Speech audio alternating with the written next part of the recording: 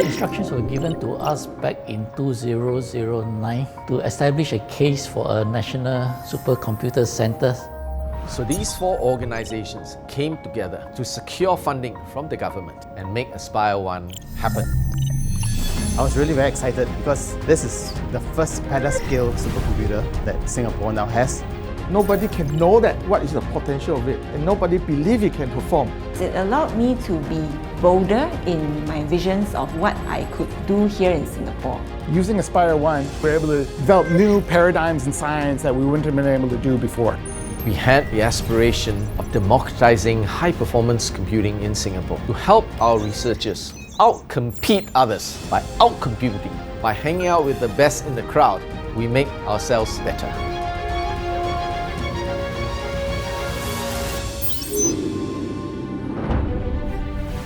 Aspire 1 is Singapore's first petascale supercomputer.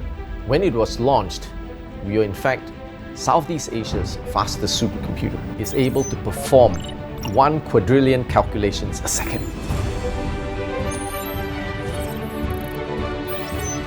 As far as I know, Aspire 1 is the highest operational supercomputer measured from the ground floor.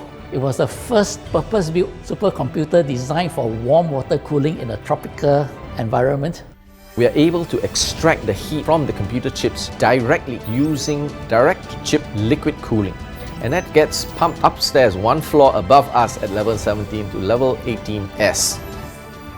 We leverage on the large fans that are out there to cool the supercomputer in terms of bringing the water up there, cool it and bring it back down at 40 degrees. So the benefits of being high up is that we can benefit on the ambient temperature. Another unique feature of Aspire 1 is our long-distance InfiniBand network. It was the first supercomputer that had long-distance InfiniBand to reach out to the users in the other institutions. We shrink distance down by using high-performance bandwidth across tens of kilometers to NUS and to NTU. It looks as if the supercomputer is right at the very desktop that the users operate on. We have 6,540 sensors built into our supercomputer, collecting data on a constant basis to identify where are the hotspots, how to make the systems more efficient. I remember watching the news one evening when President Halimah Yacob was announcing a new target for data centers in Singapore for a PUE of 1.6. And they were all shocked. Our data centers operating at a PUE of 1.3. In other words, we actually exceeded the government's planned future targets. The proudest moment for me is the researchers come to me with a problem that required to run for 2 years, but yet we can manage to pack the users a job and finish it within 2 weeks, which gives the shock to the researcher themselves. Everybody was so proud of the system, making me also feel proud.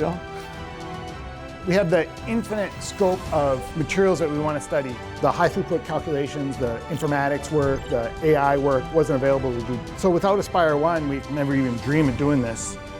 In 2022, 1% of the publications in Singapore acknowledged NSCC. So 1% is actually not small, and I think that Aspire 1 has really helped to advance science and technology in Singapore.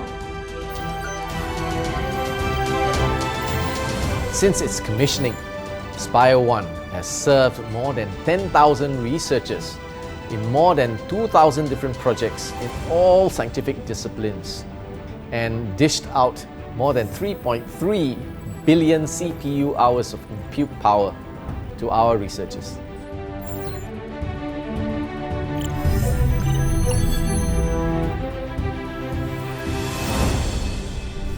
It's a sad thing, but I'm proud of it. All the knowledge that we learned, well, it's still there. It's benefit to the community.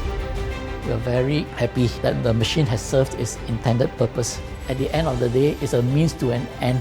The researchers and engineering community in Singapore will be able to leverage on supercomputing the advancement of their research work, which allows Singapore to punch above its weight in science and technology. We are working on exascale HPC, AI supercomputing, as well as quantum computing. Truly, it will be an exciting journey for us going forward.